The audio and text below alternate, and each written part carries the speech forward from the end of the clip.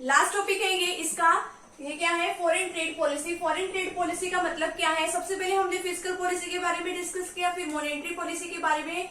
Last policy है ये foreign trade policy. Foreign trade policy जो है स्पेशल ऑब्जेक्टिव्स को अचीव करने के लिए, यानी फॉरेन ट्रेड को कंट्रोल करने के लिए ये वाली पॉलिसी जो है बनाई जाती है।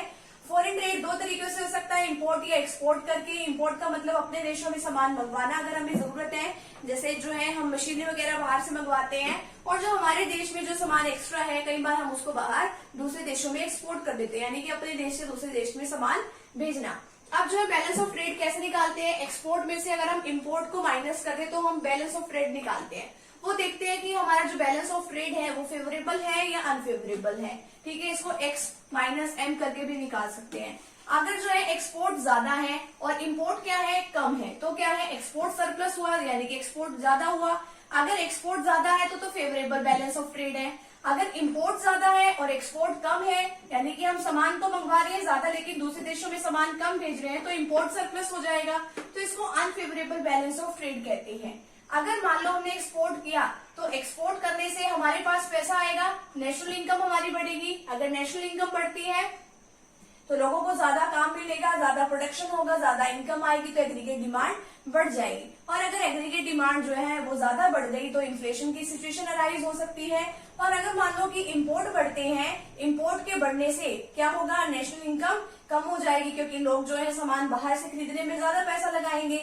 नेशनल इनकम कम, नेशनल इनकम कम होने से एग्रीगेट डिमांड कम, फिर इन्फ्लेशन की सिचुएशन को कंट्रोल किया जा सकता है। ठीक है, नेक्स्ट आगे क्या है, deficient demand and export surplus. अगर मान लो डेफिशिएंट डिमांड है, डिमांड कम है एग्रीगेट सप्लाई से, तो एक्सपोर्ट को सरप्लस करना चाहिए, यानी कि एक्सपोर्ट ज्यादा करना चाहिए। डेफिशिएंट डिमांड की सिचुएशन में एक्सपोर्ट ज्यादा करना चाहिए। एक्सपोर्ट ज्यादा करने का मतलब क्या है, जैसे अपने देश में हम इन्वेस्टमेंट ज्यादा करते हैं, वही सिचुएशन आती है इसमें। एक्सपोर्ट ज्यादा करेंगे, प्रोडक्शन ज्यादा होगा, लोगों को एम्प्लॉयमेंट मिलेगा, उनको पैसे मिलेंगे, नेशनल इनकम बढ़ेगी, फिर क्या होगा, एग्रीगेट डिमांड भी बढ़ जाएगी। और अगर मान लो एक्सेस डिमांड है तो हम इंपोर्ट कर सकते हैं, बाहर से सामान मंगवा सकते हैं। ठीक है, और भी तरीके हैं इसको एक्सेस डिमांड को कंट्रोल करने के लिए, other measures to correct excess demand.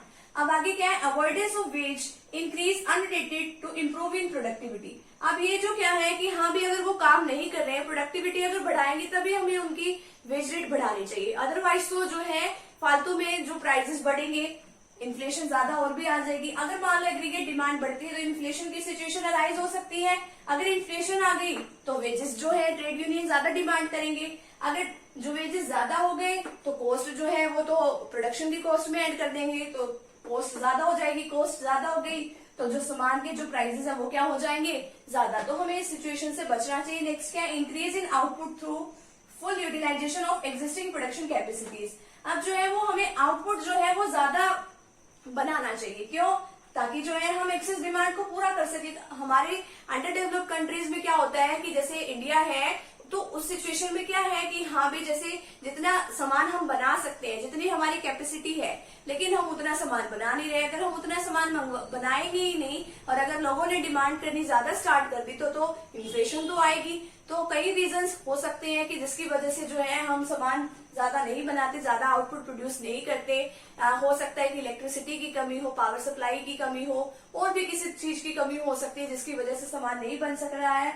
तो हमें जो है इसको आउटपुट जो है बढ़ाने की ट्राई करनी चाहिए। गवर्नमेंट को भी इसके लिए काफी हेल्प वगैरह करनी चाहिए। तो इस तरीके से ये जो मेजर्स है वो हम उठा सकते हैं। और यहाँ पे इसी के साथ जो हमारा ये जो चैप्टर नंबर 13 है यहीं पे कंप्लीट होता है। तो फ्रेंड्स, अगर आप चैनल पे न्यू हो तो चैनल को प्लीज सब्सक्राइब कर दीजिए, वीडियो को लाइक कर दीजिए और बेल आइकन को प्रेस जरूर कर दीजिएगा, ताकि आपको आगे आने वाली वीडियोस का नोटिफिकेशन मिलता है। मिलते हैं नेक्स्ट टॉपिक के साथ या नेक्स्ट वीडियो के साथ। Thank you very much. फटाफट से भी आप इतने का स्क्रीनशॉट ले लीजिए।